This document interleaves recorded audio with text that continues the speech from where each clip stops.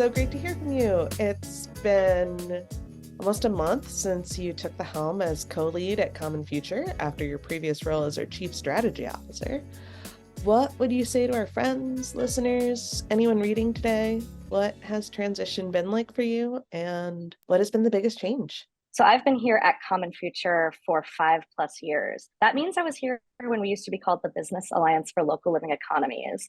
And it's been an active evolution ever since I joined, whether it was narrowing our equity lens, rebranding and creating our name and identity, or actually living into the promise of what it means to be a common future. We've been in a constant state of change here in the organization. And we know that change is constant in the world. There is a lot of flux. We're thinking a lot at Common Future about how power is held and how it can be held differently. We're always about modeling a new way of working, and a co-leadership.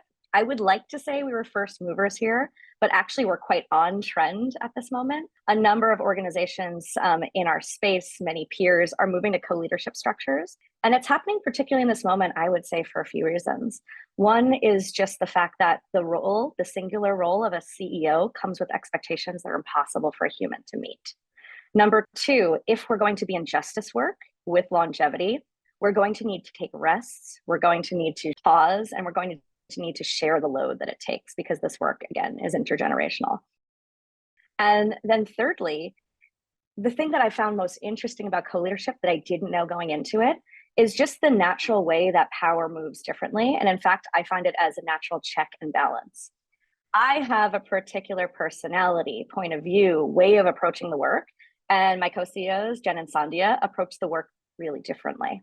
Speaking about evolution, I think folks would like to hear a bit more about you. What was your evolution, and how has that background led to this current role?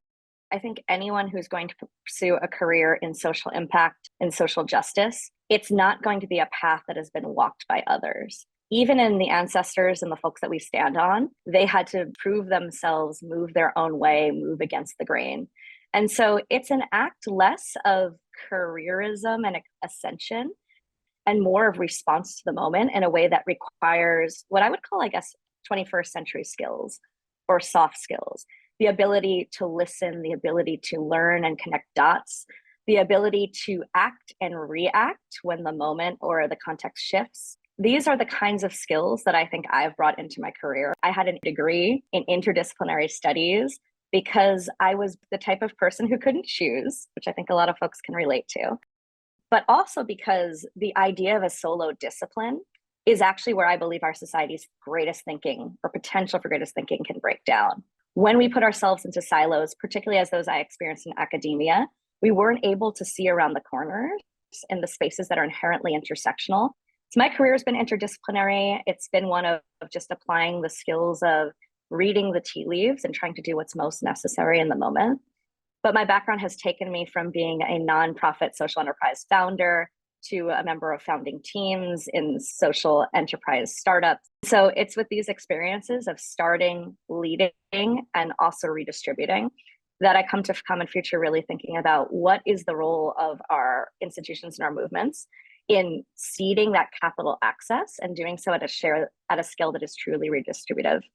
And also, how does one think about entrepreneurship, enterprise, and then really taking out the nonprofit industrial complex to examine in its parts what is effective about the type of work that we do and what needs to change. So for me today, it's hard for me to categorize in particular any way of working or any type of sector. I sort of continue to be interdisciplinary, continue to shrug off those distinctions, because I find that in those distinctions, we silo ourselves, and in our silos, we lose each other. For many years, you've held so many different roles at Common Future, particularly leading our fundraising and storytelling arm. Can you share a bit about how you see both evolving in the coming years? And what are you most excited to explore with this new leadership role? So when I think about the work of fundraising and communications at Common Future, two areas which I have led in my previous role as Chief Strategy Officer, I think about the organization I came into and the fact that lacking a development and communications departments at the time, I have walked each of the jobs that folks on this much expanded team in a greater vision now hold. And what has been so important to me is with each growth stage, I and we have hired folks much better than myself with much greater expertise. And what I can always lean back on is knowing what that work entails, but not quite knowing how to do it. I am so grateful for the folks we have on this team who just bring that expertise, that experience, and have helped us truly get to levels that I could not have anticipated.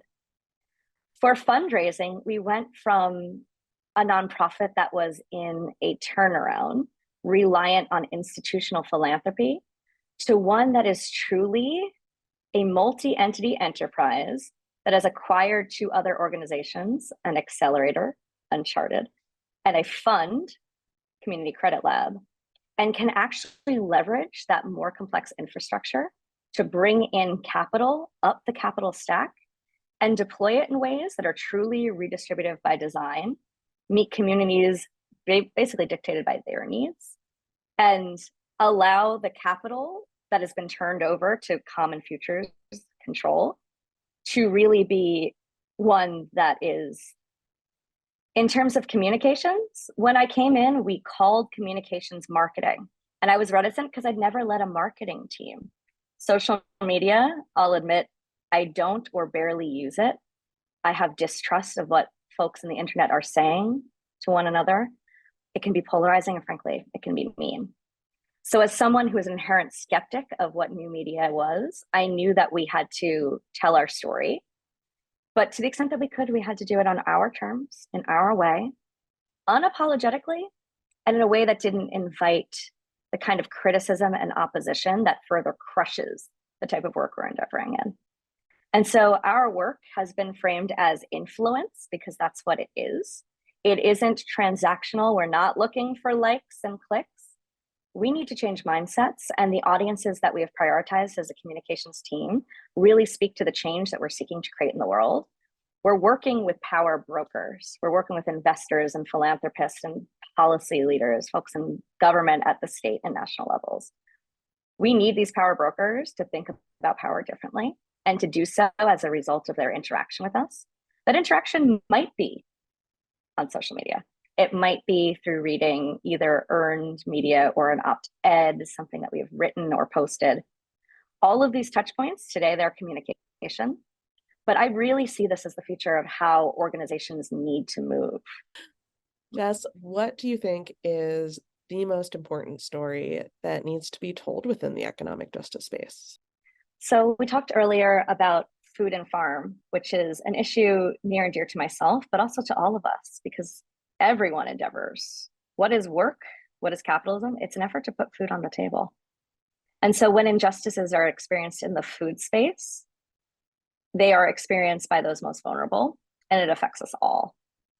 And so in one of the things I've been thinking about most lately is as we look at systemic racism and how it's affected access to land and farming, how products get to market, who can access financing and the actual sales space, who cannot.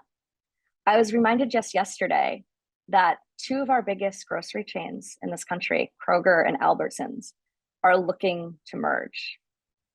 We cannot do our grassroots work without talking about monopoly power, because we will not succeed in building a better and more just food system, as an example, until it's dismantled. I am heartened at Lena Khan and the FTC and our federal government being more anti-monopoly than we have seen in decades. And I know we have to work these problems from both angles. The economic justice story I think needs to be told is that, yes, we're absolutely needed at the grassroots, whether it's opening up access to markets, to financing, to land. There's a ton of work to be done in that piece. So what Common Future aims to do is really use the stories of what's happening on the ground to speak truth to power and show the ways in which structures must be dismantled. Movement folks on the ground, doing the work, they can't advance without it. And so the justice story that has to be told is that these things need to be worked from both angles. You need grassroots, you need grass tops. And I think folks need organizations like Common Future who are willing to endeavor in both. In your announcement for your transition to co-CEO, you spoke about your journey within the organizational leadership for the past 5 years and the firsthand change you've seen that Common Future can influence when we demonstrate what's possible. Can you describe a moment in your Common Future tenure where you were most inspired by the work we do? In terms of moments that inspire me at Common Future, the general theme would be around just responsiveness and doing loudly and proudly the things that folks basically have told us you can't. And to prove that those barriers, those expectations are absolutely self-imposed and that the rules can be rewritten. And I think about it most acutely because I think about the first and early days of the pandemic. We had been Common Future for about 4 months. Our website had been up for about 6 weeks. And as we all know, the world shut down. And when the world shut down, Rodney and other team members were at a food and farm conference in New Orleans that got canceled as everyone had to go home and lock down. Rodney chose to take a stand and overnight say, we're deploying 10% of our organizational net assets tomorrow. Now, at that point, we were about a $2.5 million organization, fourfold smaller than we are today. At that point, I couldn't necessarily say where our next big grant was coming from. We had a hunch, we had some hopes, but I want to be clear in looking at our annual budget, we did not have that 10% to give. It was not secured, it was not yet earned. We committed and put it out within 7 days of collecting the applications, vetting the need, understanding not just only how the food system would have to change to serve needy families overnight, but how the work that Black and Brown individuals and organizations were leading around the country was uniquely threatened. And we only saw that worsen around the inequity that was PPP, the Paycheck Protection Program. We moved much faster, let's note, than PPP. We moved much faster than philanthropy. If philanthropy can only allocate 5% per year of its endowment, and the rest is capital preservation and growth, we just showed that an unendowed nonprofit organization without a clear sense of where our next big check was coming from, we can do double that. So if we could do double that, where are the excuses and what are they? We show that you can give differently in ways that, yes, others like Mackenzie Scott have events are possible, but too few are doing. We did it on a shoestring, we did it without an endowment, and we knew we had to do it for a common future. I think in so many ways that events is what we're all about, is taking risks, sticking our necks out, because whether we can afford or not the consequences, we're going to do it or die trying. And I think that's very much who Common Future is. That's so inspiring, Jess. On that note, could you name some folks and organizations that you look to for inspiration? I remember being on a panel with Derek Brazil of Mortar Cincinnati and thinking this was the clearest vision I've seen for community development and entrepreneurship that I'd ever heard of. And it felt like an ephemeral honor to share a stage with someone like Derek. Now, Derek was a Bali fellow. And then at one point, I was still at Kiva and I went to a Nathan Cummings hosted afternoon where Jessica Norwood was talking about what would become Runway.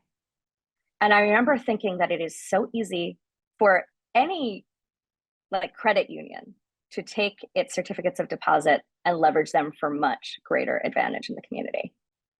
Why wasn't anyone doing this? Jessica Norwood that day made me aware of some of the data around wealth in this country. The Pew data that's so often cited to say that a white family has often 11x the wealth of a Black family. What does that mean for the work that I was doing at the time? And what did that mean for the work I wanted to do? Well, I knew I had a lot to learn from Jessica Norwood. Rodney Foxworth, organizing capital down in Baltimore, a place where I was spending a lot of time launching programming. My work was based in Silicon Valley. It wasn't grounded in these communities. And I knew these community leaders had the expertise. And I feel so grateful now to, in this co-CEO role, be somewhat still a peer of them, but there's still folks I look up to tremendously. Thank you so much. For our final question, can you describe your vision for an equitable common future? As an organization, it is hard not to be swimming in the water that surrounds us.